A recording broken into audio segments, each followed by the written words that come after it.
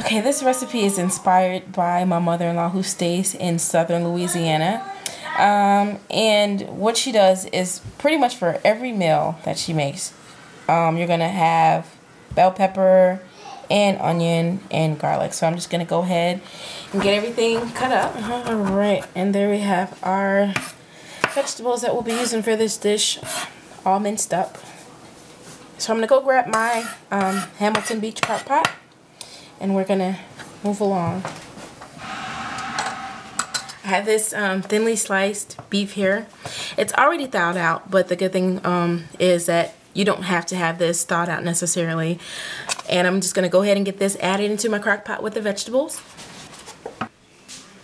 Okay, and now I'm going to go with a little seasoned salt and pepper. I would use black pepper for this dish, but we don't have any around here right now.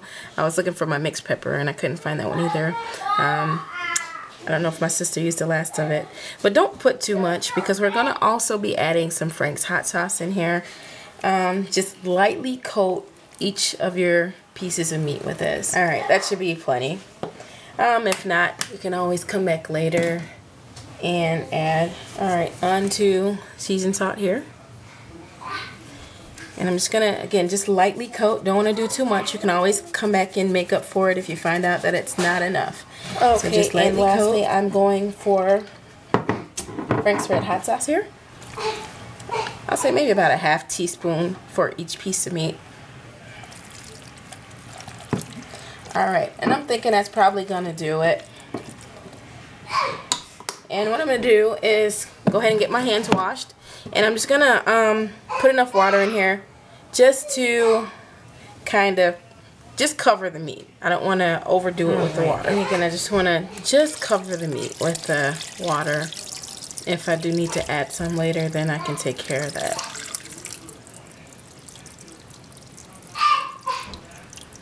Alright, and that should be good there.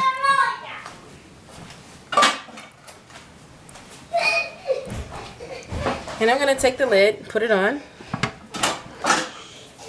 And I like this Hamilton Beach crock pot. I can actually lock this lid on. I'm going to go ahead and get it locked up. That's just going to help keep the heat in. And this will take approximately 4 hours. It may take a little bit shorter because, again, this meat was already thawed out. Alrighty, I'm back to check on this. It's just about 3 hours in, and I'm just gonna see if anything else needs to be done. It would normally take longer, but this meat again was really thin sliced and thawed out as well. So let me get my tripod set up and acting right here. Okay, here we go.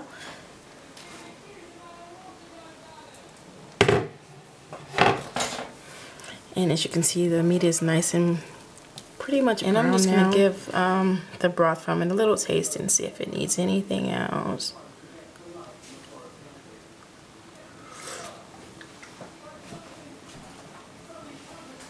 Alright, that could definitely use a little bit more seasoned salt. I'm just going to sprinkle some around here. So I'm going to let this keep going for a little while longer.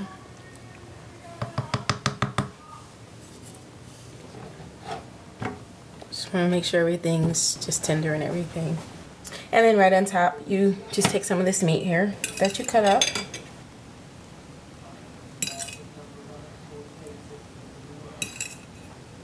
You want to grab some of that broth that cooked off of the meat and made from the water, and just kind of drown your meat and rice in that. Alright, and let's see, if you wanted to make it a little spicier, of course you could add a little bit more Frank's. Let's see, this is a Frank's Red Hot Sauce there. You can go ahead and add a little bit more if you wanted to make it a little spicier. This is a nice warm meal it's great for these colder months. Alright, and again, this meat would be good. I don't know if you go to like the little Italian style shops and they have the roast beef, and it's served up with an Italian sausage and mozzarella cheese and either jalapenos or habaneros.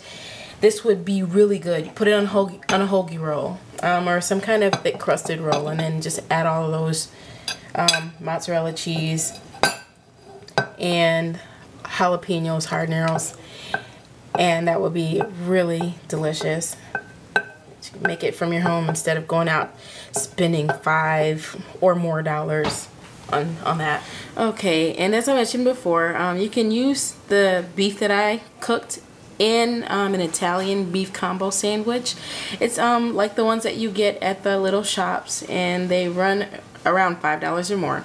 So what you want to do is take a pan and just put a little bit of water in there. And what I'm going to do is just go ahead and get these sausages placed in there. So all you're going to do is pretty much take this and just get the water all cooked out of it, and then just kind of pan fry them a little bit longer after the water's cooked. These are Italian rolls here. Let me just take one out so you can get a closer look at it.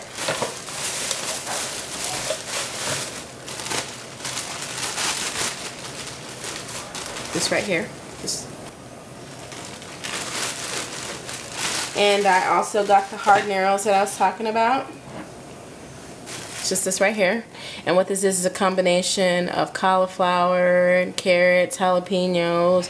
There's celery I see in there. And it's all just spicy, and this is going to taste really good together. Now what I want to do is just go ahead and take these the bread that I have, and I'm going to get some mozzarella cheese, and I can get that toasted up. You don't necessarily have to do that, but if you want the cheese melty and gooey, just want to kind of get it melted up. So I think I'm going to go ahead and take that route. So I'm going to take care of that, and then I'll come back later to show you just how everything is put together.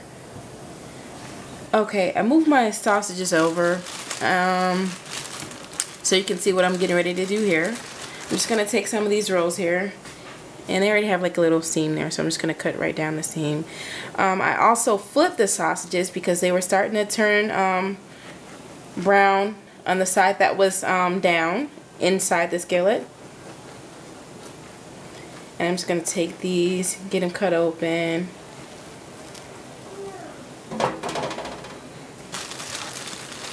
And then just get them toasted up. So again, in the same. I already preheated the oven too. It's just, let's see, I have it set to 400 because all I'm really trying to do is get the bread just toasted just a little bit. But my main focus is to get the cheese melted. Okay, and what I've done here is taken just 2 pieces of mozzarella for each, and I decided to turn them back lengthwise. And they're kind of hanging over the edges a little bit because my pan isn't quite long enough. So I'm going to go ahead and get these put in the oven so that the cheese can get melty and everything can get toasted up. Alrighty, and then hopefully by the time this is done, it'll be just a little bit longer on the sausages, and then we'll get everything built. Okay, so all the water has cooked out of the Italian sausages, and they've made their own oil. So what I'm going to do is just flip them, just try to get a little bit of color on them. And then these will be done, and then I'll be able to put everything together.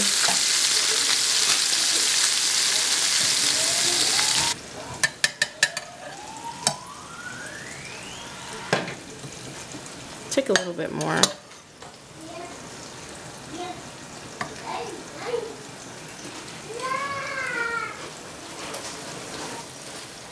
And I'm going to take one of those sausages and grab a spoon for some habaneros.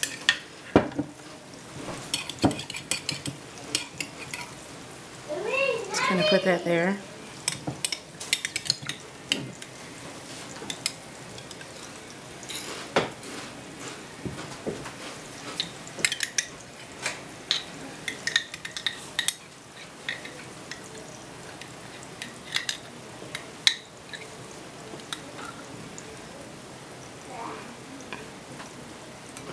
Alright, and then this is nice and toasty. So if you wanted to add on some of the